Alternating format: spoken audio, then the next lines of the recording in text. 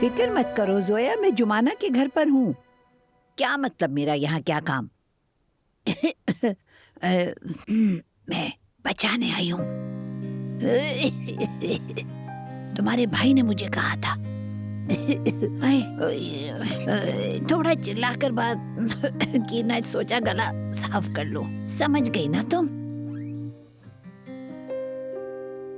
अगर नहीं समझी तो ज्यादा बात मत करो। मैं नाजली के फोन से तुम्हें कॉल कर रही हूँ। अरे वो भी मेरे साथ है। मैं ठीक हूँ। चलो अब रखो फोन। शुक्रिया बेटी। कोई बात नहीं। जुमाना कब आएगी?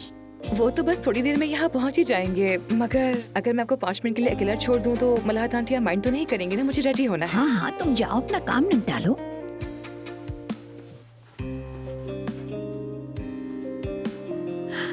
अब तो यहाँ देखो। उफ़ो, लिबास तो बड़ा खूबसूरत है। तुम बिल्कुल प्रिंसेस की तरह लग रही हो। माशाल्लाह माशाल्लाह, छोटी प्रिंसेस। मैं आज प्रिंसेस बिल्कुल भी बनना नहीं चाहती मलाहत आंटी। क्यों भाई? प्रिंसेस की कहानियाँ बिल्कुल भी सच नहीं होती।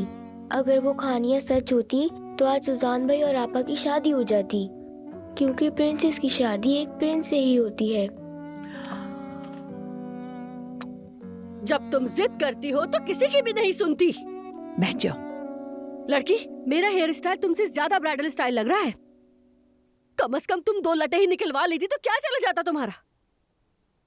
कहीं से भी दुल्हन नहीं लग रही।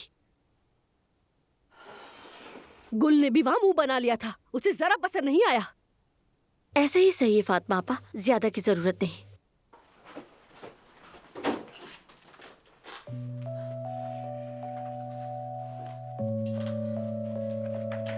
मलाहत साहिबा,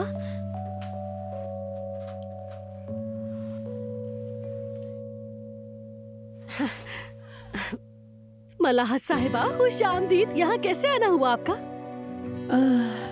कल मैंने तुम्हें छोड़ दिया था, मगर दिल को करार ना आया, इसीलिए आ गई। ऐसे खास दिन पर जुमाना के साथ होना चाहती थी। बहुत अच्छा किया।